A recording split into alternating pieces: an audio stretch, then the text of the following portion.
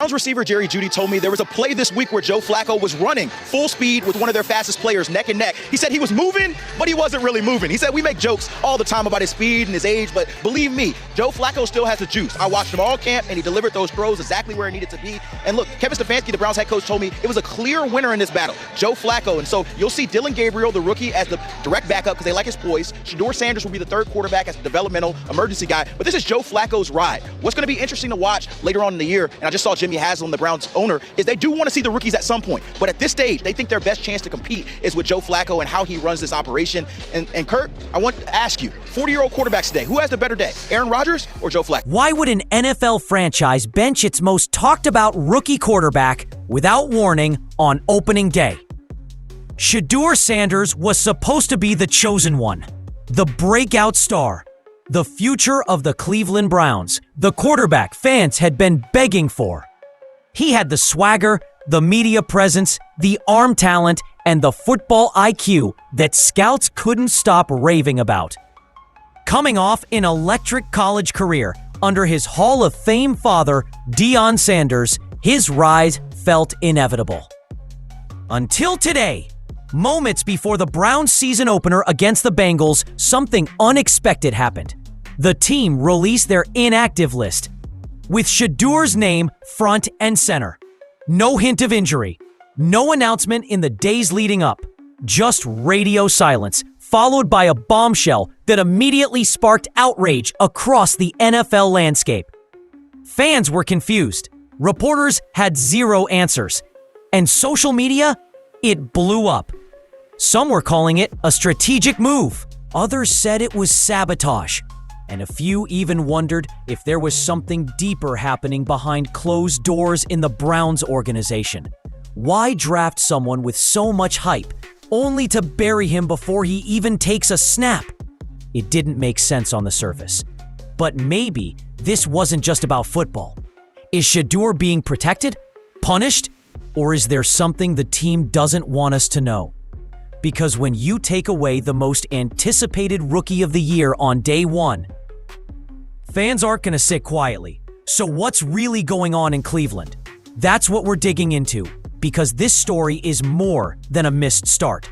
But unlike most celebrity kids riding on a famous last name, he backed it all up on the field. While playing at Jackson State and later at Colorado, Shedeur shattered expectations. He threw with precision, read defenses like a vet, and showed composure that most QBs don't master until years in the league. Some analysts even called him the most NFL-ready college quarterback in his class.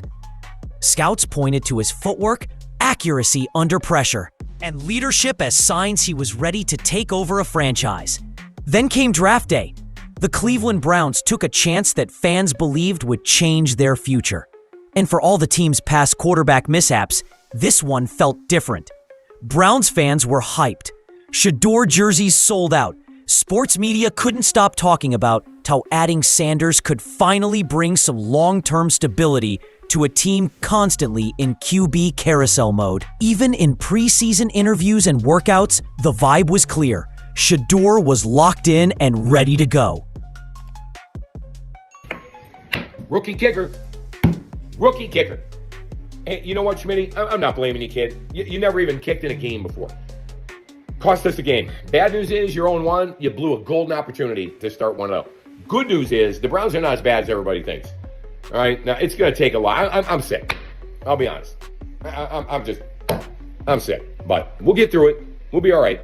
Schmidt happens. See you Monday. This wasn't just about performance. There was a cultural moment happening. Deion had re-energized college football with Coach Prime energy. Shedeur brought that same alpha mentality to the NFL. Markets opened up. Cameras followed him everywhere. The NFL saw not just a talented quarterback, but a storyline worth investing in. And then, Cleveland benched him. No warning, no buildup, just silence and an inactive list. How does someone go from being your future to being sidelined?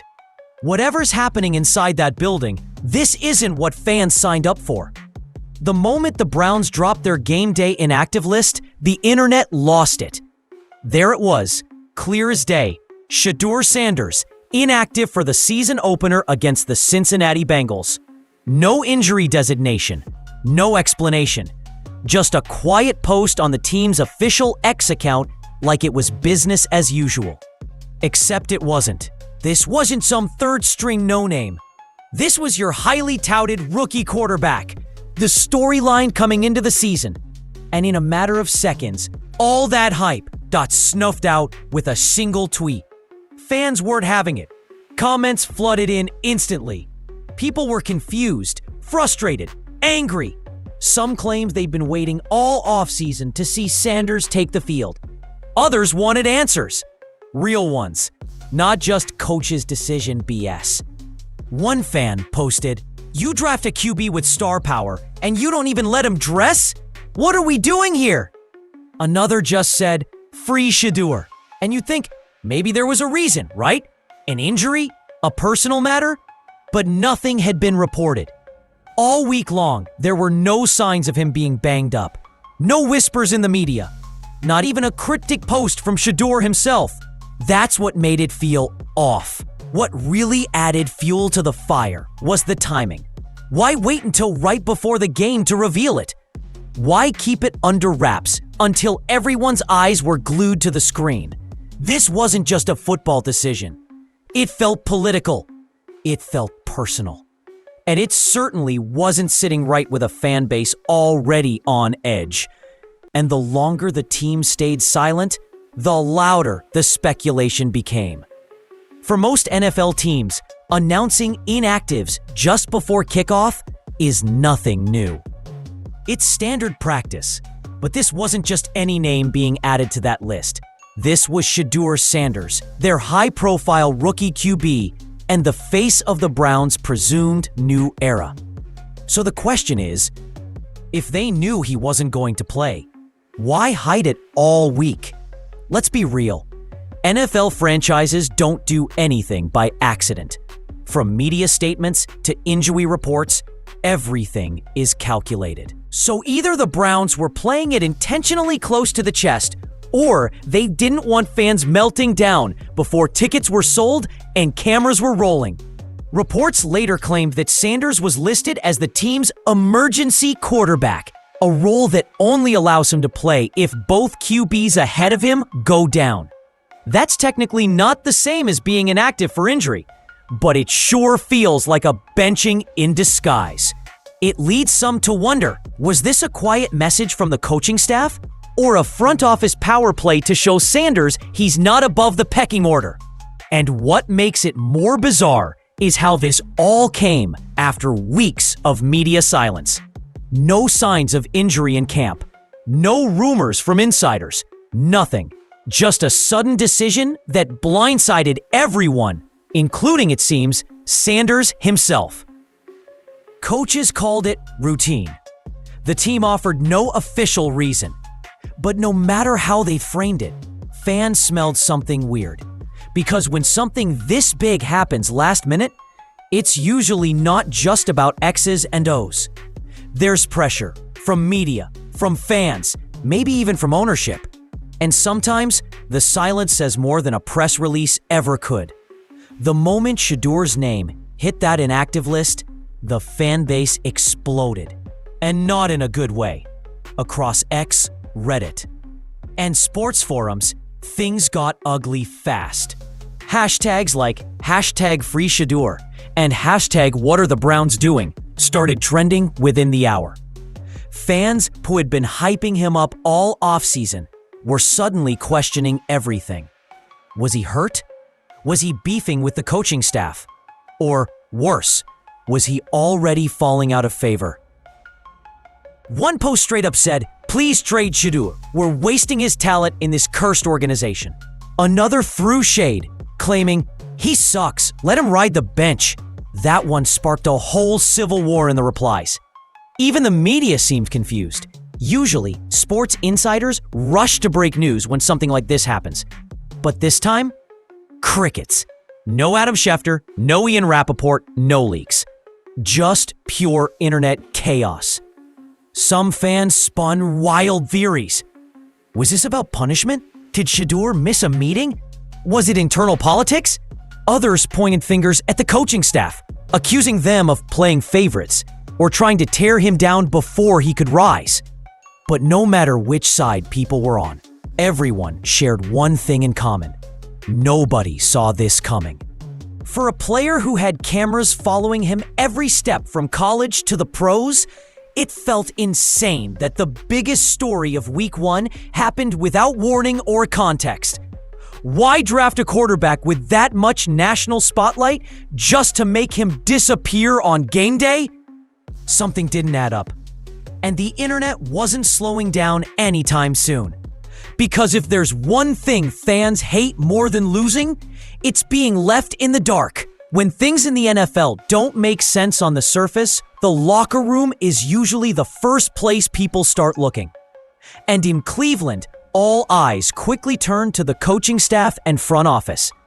Head coach Kevin Stefanski gave the usual boilerplate answer when pressed about QB decisions. He named Joe Flacco the starter, praised his veteran leadership, and said the team just wanted to develop Sanders slowly. Sounds reasonable, until you realize Dylan Gabriel, a far less hyped rookie, was named the direct backup over Shedeur. Suddenly, things stopped adding up. Why draft Shedeur with all the attention? Let him compete in camp, fuel the hype, and then make him third string behind another rookie? Insiders began quietly hinting at a possible disconnect behind the scenes. Some suggested Stefanski preferred traditional pocket passers like Flacco. Others speculated there's a reluctance to embrace the primetime culture that inevitably follows Shedeur wherever he goes. One NFL insider even said, "There's a vibe that Stefanski wants control of the narrative, and Shedeur brings a media circus the coaching staff may not be equipped to handle." Things got even more suspicious after footage emerged of Shedeur jogging into the stadium, fully dressed, full swagger, no visible injury, flashing confidence like he was ready to ball. No limp, no shoulder brace, nothing. He looked 100% game ready. And yet, there he was, riding the bench in street clothes. That's when the whispers turned into louder questions. Was this a football decision or something more political? Is there tension in the locker room? Is the coaching staff sending a message? Or is someone upstairs, ownership maybe, pulling strings? Because when your most valuable rookie gets buried for no clear reason, people start asking who wants him buried and why. If anyone still believed the Browns benched Shedeur because of an injury or health reason, that theory got wrecked the moment he walked into the stadium. Cameras caught him arriving hours before kickoff, calm, collected, and dripped out in his signature style. He was rocking what looked like custom must-be-the-money diamond turf cleats, a not-so-subtle nod to his father, Deion Sanders. Shades on, head held high, no limp, no precautionary gear, no hesitation in his step. In fact, he looked like he was ready to hit the field and make a statement. And that's where things went from confusing to straight up suspicious. Because if Shedeur were even slightly injured, you'd expect something, anything, out of the ordinary. Maybe a brace, a slight lag in his movement, or even just that stiff body language players get when they're trying to hide discomfort. But Shedeur, he was moving like someone who came to play, which begs the obvious question again. Why was he benched? Was it pre-planned and no one told him? Did something change overnight? Or worse, was he left in the dark just like the fans? What's even stranger is that the footage of his arrival started circulating fast, and fans noticed exactly what the team apparently didn't want them to see. Comments like, "He looks healthy to me," and "There's no way this guy's not playable," flooded every post. And suddenly, people weren't just questioning the team management, they started questioning the Browns' integrity. What's the real story here? Because at this point, the optics were screaming louder than the press releases. And some fans began wondering, if this isn't about injury or readiness, maybe it's about control, Once it became obvious that Shedeur Sanders could have played but didn't, the internet shifted into full investigation mode. And what started as confusion quickly turned into conspiracy-level speculation. Some fans and analysts believe the issue doesn't lie in Shedeur's performance, but in his presence. Let's be honest, wherever Shedeur goes, the media follows. He's not just a quarterback, he's a brand, a social media powerhouse, and the son of Coach Prime himself. That kind of spotlight isn't standard in the NFL, especially not for rookies. And rumors suggest some inside the Browns organization might not want the extra noise. Reports claim head coach Kevin Stefanski is known for running a tight, conservative locker room. Structured, serious, no flash. So pairing him with a quarterback who carries primetime energy might not be the match Cleveland thought it would be. One source even hinted that there was quiet concern among coaches about keeping the media circus under control. And then there's the ownership angle. Jimmy Haslam, known for bold moves and business-minded decision-making, reportedly wants the cameras, the attention, the Sanders spotlight, whether or not the coach agrees. That sets up an even bigger issue. Could the team be split on how to handle Shedeur? Some rumors go further, suggesting this early benching was a calculated move to humble him, to slow the momentum, or to remind everyone that this is still the NFL. A message loud and clear. You earn your spot here, no matter who your father is. Is it true? Difficult to say for sure, but online, the theory has traction. Because when the facts are this vague, speculation fills the void. And what fans are piecing together paints a very different picture than what the Browns are showing on the surface. No matter how you spin it, Shedeur Sanders' sudden sidelining has become one of the most intriguing and controversial storylines of the NFL season. On paper, he's a rookie QB with upside, waiting for his moment. But in reality, his career may already be facing roadblocks that have nothing to do with football.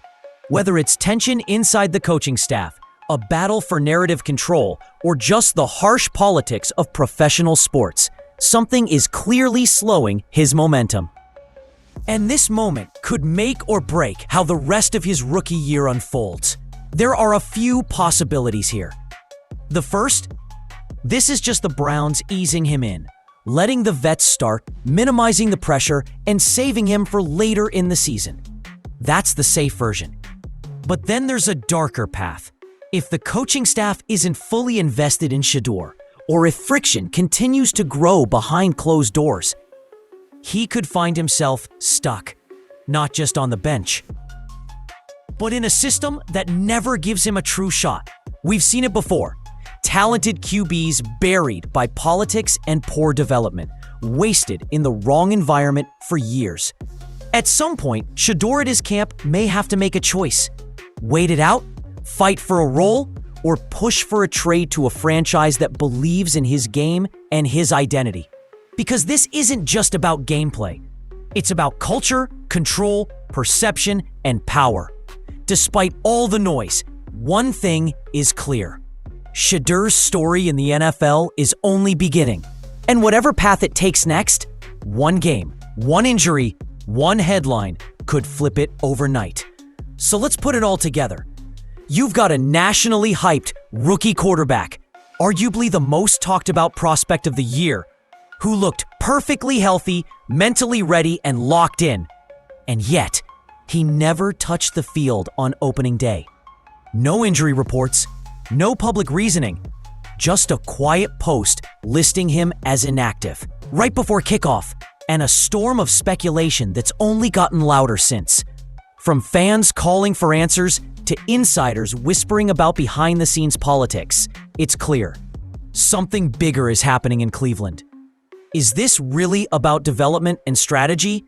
Or is it about the clash between old-school NFL culture and the new media-driven athlete taking control of his own brand? Because Shedeur Sanders isn't just another rookie quarterback. He represents a shift in how the game is played, marketed, and consumed. And not every franchise is ready for that shift. But here's the thing, the story isn't over.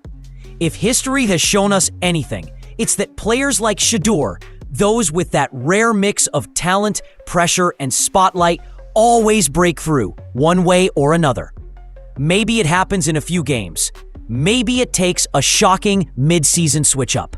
Or maybe it comes in the form of a transfer to a team that's not afraid of the attention he brings. But whatever happens next, the whole league will be watching. So what do you think is really going on here? Is Shedeur being held back? You're just playing a longer game. Drop your thoughts in the comments. This story isn't going away, and neither is the conversation. Because if the Browns thought they could bench a star without consequences, they might be in for a much bigger problem down the line.